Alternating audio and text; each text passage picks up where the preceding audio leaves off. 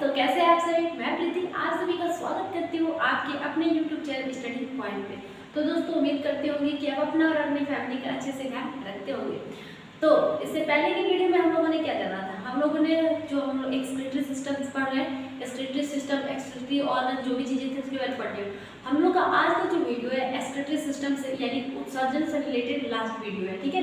तो इससे पहले की वीडियो जिन्होंने नहीं देखी होंगे फटाफट जाके जरूर देखिए। और हाँ, अगर आप इस चैनल पर नए आए होंगे तो जरूर चैनल को सब्सक्राइब कीजिएगा और प्यारा प्यारा कमेंट कीजिएगा, ठीक है। और अपना प्यार और अपना सपोर्ट जो भी है वो बनाए रखिएगा।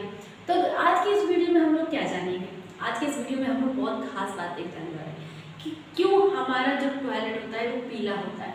यूरिन क्यों, टॉयलेट जो यूरिन बोलते हैं क्यों पीला ही होता है, किस पिगमेंट के कारण होता है, ठीक है। तो ये सब चीज़ें जानेंगे। तो लास्ट वीडियो की लास्ट टॉपिक हम लोगों ने नेफ्रॉन पे खत्म किया था। नेफ्रॉन के बारे में बहुत कुछ जान लिया था, थोड़ी सी ये बची थी वो आज हम लोग क्लियर करेंगे और जानेंगे कि जो हमारा यूरिन होता है वो किस किस रास्ते से होते हुए शरीर से बाहर निकलता है।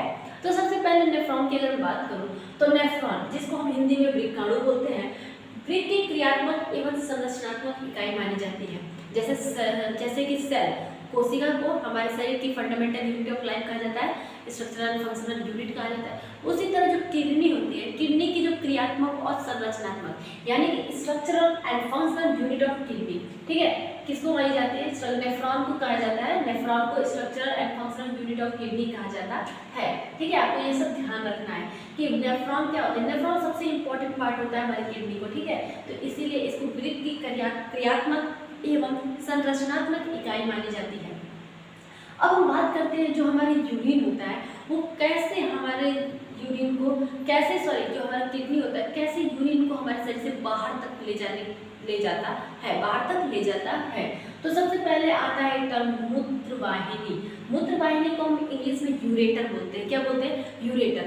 मूत्र मतलब टॉयलेट, वाहिनी मतलब ले जाने वाला ही होगा, है ना। वाहिनी मतलब ले जाने वाला और मूत्र मतलब टॉयलेट की बात कर रहे हैं। तो प्रत्येक वृक्क से यानी कि हमारे पास कितनी किडनी है, वन पेयर है ना, यानी कि दोनों साइड किडनी है, लेफ्ट साइड भी है और राइट साइड भी है, ठीक है। तो क्या कह रहा है, प्रत्येक वृक्क से एक नली मतलब एक नली के आकार की एक संरचना निकलती है।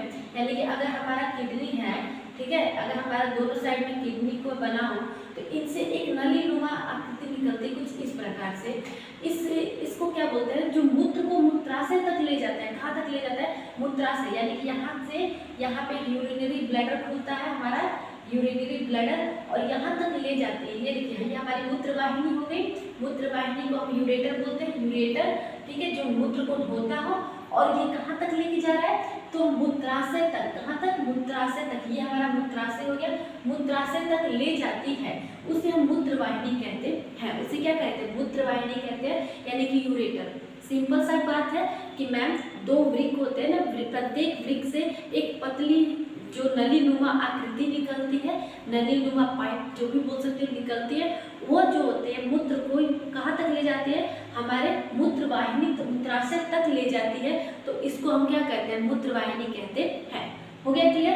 क्लियर हुआ कि नहीं? देखिए यहाँ पे दो किडनी है, प्रत्येक किडनी से मैम पतली नलीनुमा संरचना निकल रही है। नलीनुमा संरचना जो मूत्र को कहाँ तक ले जा रही है? मूत्राशय तक ले जा रही है। कहाँ तक ले जा रही है? यहाँ पे अच्छे से लिख दो, मूत्राशय तक ले जाती है, उसे हम मूत्रवाहिनी कहते हैं, ठीक है। तो ये तो कंप्लीट हो गया हमारा मूत्रवाहिनी। अब सेकेंड वन बात करते हैं मूत्राशय की। किसकी बात करते हैं? मूत्राशय की। इंग्लिश में बोलते हैं यूरिनरी ब्लैडर। क्या बोलते हैं? यूरिनरी ब्लैडर बोलते हैं। ओके, देखते हैं इसमें यह एक थैलीनुमा संरचना है। अच्छा, ये आपको थैली जैसी संरचना दिख रही है?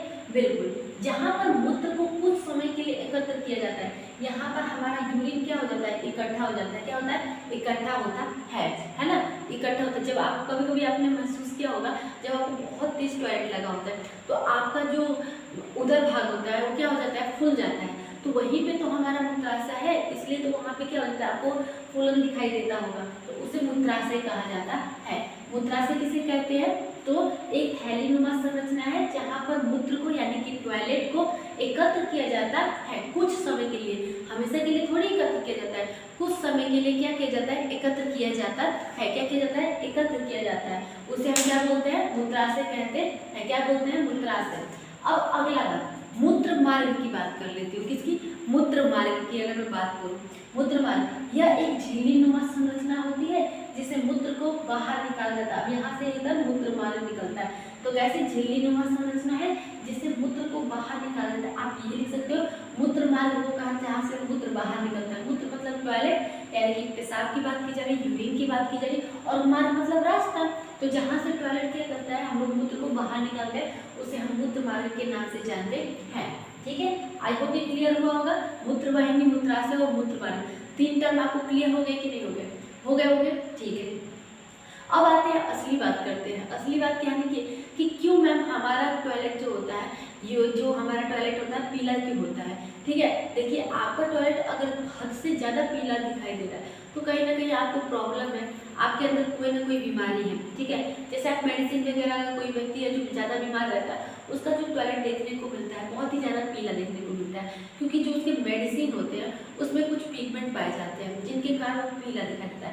अगर आपका देखिए एक्चुअली अगर कलर मैं बताऊँ अपने टॉयलेट का, हमारे मूत्र का, तो जो होता है हल्का लाइट येलो कलर का होता है ना, लाइट येलो कलर का जो होता है। तो चलिए ये देख लेते हैं, ये क्या कह रहा है कि मूत्र का पीला रंग यूरोक्रोम के कारण होता है। आपको याद कर लेना है, अभी नोट डाउन कर लीजिए कहीं पे भी, क्योंकि ये टर्म है इम्पॉर्टेंट, आप इसको नोट डाउन कर लीजिए। मूत्र का पीला रंग किसके कारण, किस वर्ण के कारण होता है मैम? तो यूरोक्रोम के कारण होता है। किसके कारण होता है?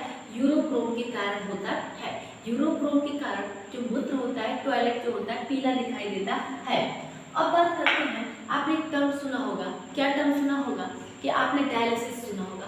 जिनकी दोनों किडनी खराब हो जाती है ना, उनके अंदर उनका जो शरीर होता है, उनके शरीर से वेस्ट प्रोडक्ट को बाहर निकालने की प्रक्रिया डायलिसिस कहलाती है ना। जिनकी दोनों किडनी खराब हो जाती है उनमें डायलिसिस कराया जाता है। बहुत से ऐसे लोग हैं जिनके घरों पे कुछ ना कुछ एक दो लोग मतलब होंगे कोई ना कोई, जिससे आपको पता चलता होगा कि हाँ इस टर्म को डायलिसिस कहते हैं।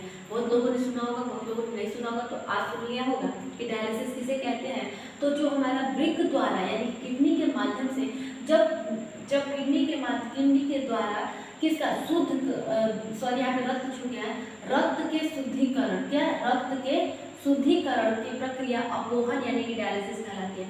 अपोहन यानी रक्त के शुद्धिकरण का क्या मतलब है? अच्छा, हमारा जो वेस्ट प्रोडक्ट तो हमारे ब्लड में ही तो होता है, तो ब्लड से वेस्ट प्रोडक्ट को बाहर निकालना ही डायलिसिस कहलाता है। क्या कहलाता है? ब्लड से, रक्त से जो भी वेस्ट प्रोडक्ट होते हैं, जो अवांछित पदार्थ होते हैं, उनको क्या करना, बाहर निकालना ही क्या कहलाता है? डायलिसिस कहलाता है। आया कि नहीं समझ में? हमारे मूत्र में क्या कितना होता है? जल जो होता है 95% होता है। कितना होता है? 95% वाटर होता है, तथा जो 5% होता है वो क्या होता है? कार्बनिक और अकार्बनिक पदार्थ होता है। कार्बनिक यूरिक एसिड होता है, अकार्बनिक अमोनिया वगैरह हो गए, ये अकार्बनिक में आते हैं। तो आई होप कि आपको आज ये लास्ट वीडियो हमारे एक्सटीटी ऑर्गन का, इसका प्लेलिस्ट तैयार है, और अगर आपने नहीं देखा होगा तो प्लेलिस्ट में जाइए, और जो देख रहा है देखिए, यानी कि मैंने वहाँ पे बहुत सारे प्लेलिस्ट बना के रखे हैं आप सभी के लिए कि आपको सर्च करना ना पड़े, प्लेलिस्ट में जाके आप तुरंत देख सकते हैं। तो ठीक है, आपको ये समझ में आया कि नहीं आया? वीडियो कैसी लगी आप कमेंट करके जरूर बताया कीजिए। ठीक है, आप कमेंट कीजिए, मुझे बताइए वीडियो कैसी थी, वीडियो में क्या कमी है, क्या ठीक है, ये भी आप बता सकते हैं। ठीक है, तो चलिए इसी के साथ इस वीडियो को करते हैं एंड, मिलते हैं अपने नेक्स्ट वीडियो के साथ और एक न्यू चैप्टर न्यू लेक्चर के साथ। ठीक है, तब तक के लिए बाय बाय।